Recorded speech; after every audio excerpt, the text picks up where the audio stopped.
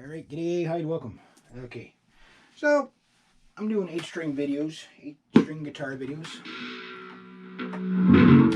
And just gonna do a little medley and then we'll get into the video.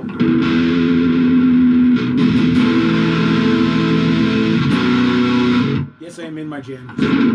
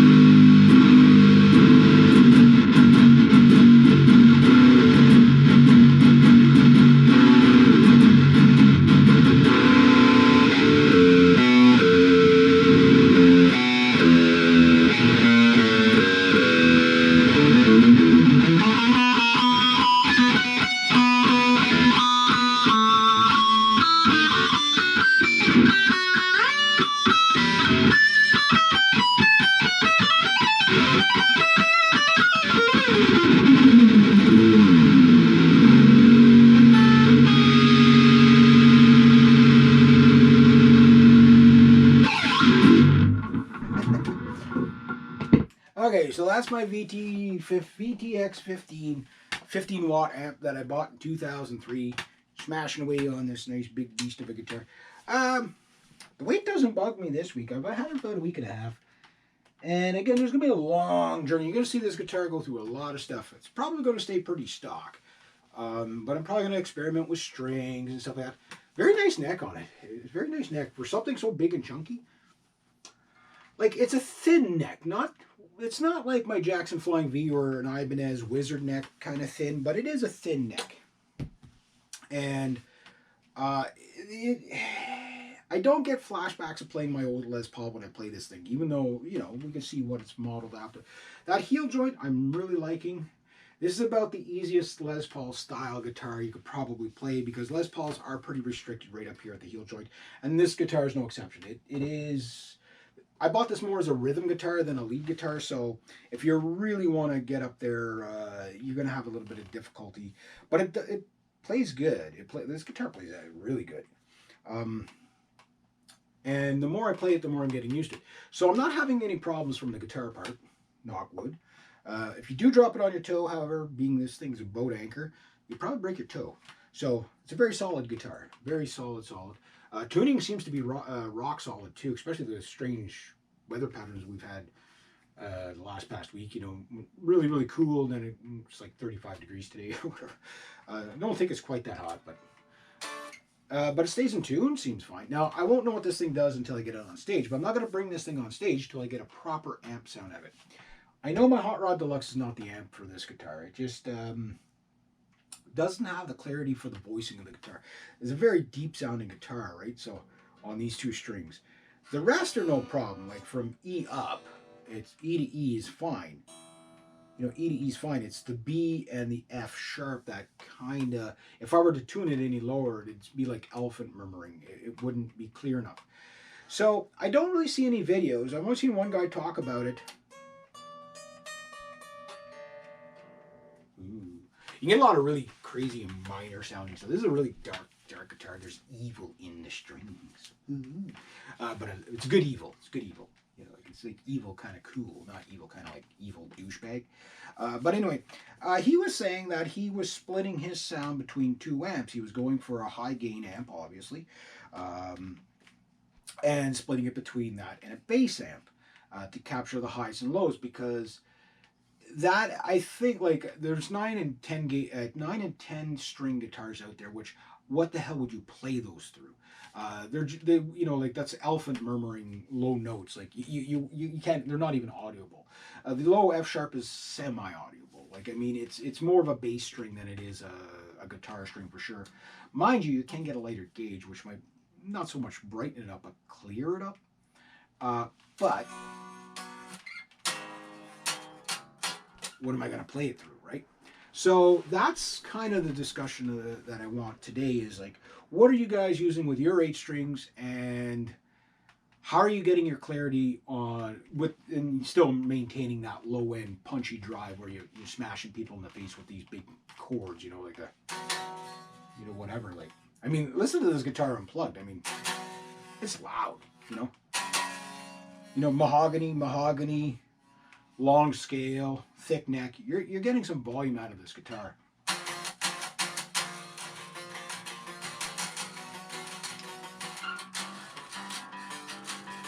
That's pretty clear. So the pick helps with the clarity.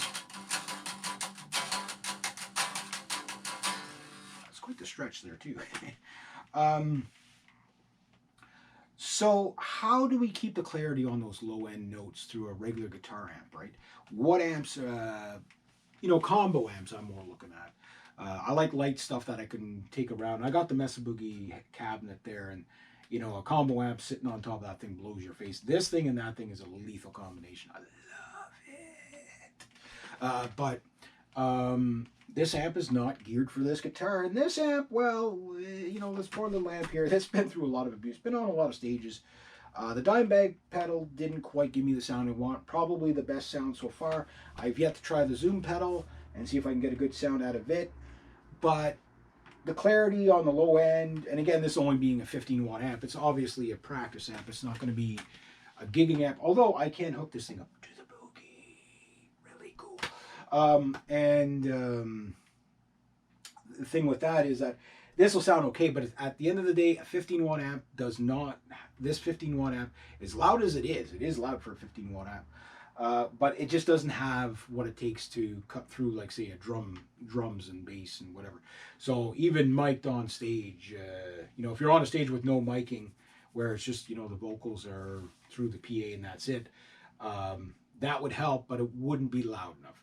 And when you're playing live, there's a certain amount of, like, this thing is the opposite. I haven't played on stage with this amp, but I've jammed with quite a few bands, and I usually end up turning the speaker towards the wall because it's just so freaking loud.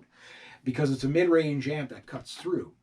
This one, it won't cut through. You'll hear, as I call it, elephant murmuring, where it's just like, like you won't even, the notes won't be audible. So what are people using on the combo amp side? What are you using on the high-end side? I know everybody's going to recommend a Mesa Boogie something, but what could you get for, like, say, $500-$600 that would be decent for an 8-string? You know what I mean? And think of the range of tone you have to, and voicings you have to hit the highs of the regular electric guitar. All that stuff.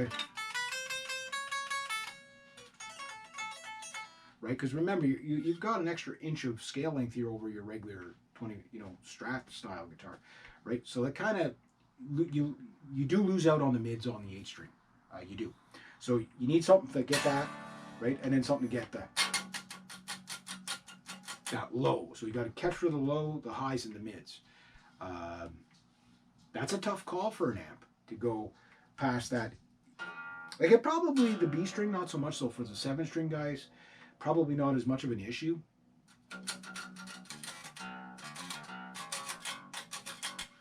Because the B string doesn't, it seems a little bit more audible, but you're getting it, like I say, one more string down on a 9-string, that's like, it sounds like you'd be somebody playing with, like, a blanket over top of the amp or something, like a rubber mat over the top of the amp or something.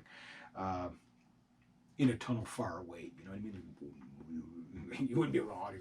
So that's a lot of dynamic range that you need to be able to get the voicing out of the guitar, because the guitar has it.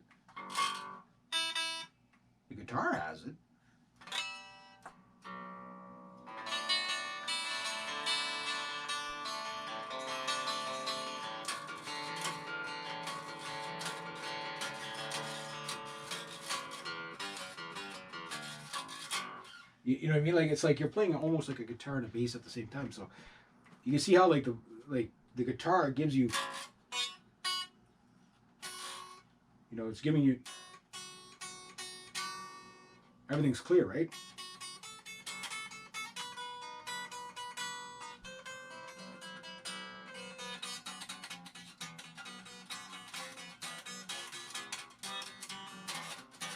Now, how do you get that clarity through the amp? That's the trick. All right, so that's pretty much my so sort of open discussion. I'm not sure what I'll go with, but another amp is definitely in my on the horizons anyway. My credit card is going to get a good workout the next year or two.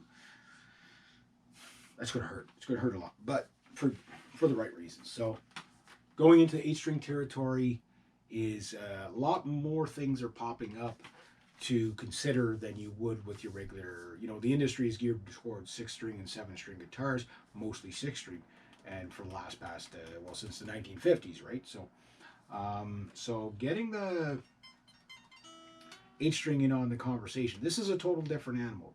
And what gets you is the scale length. This is a 26.5 scale length.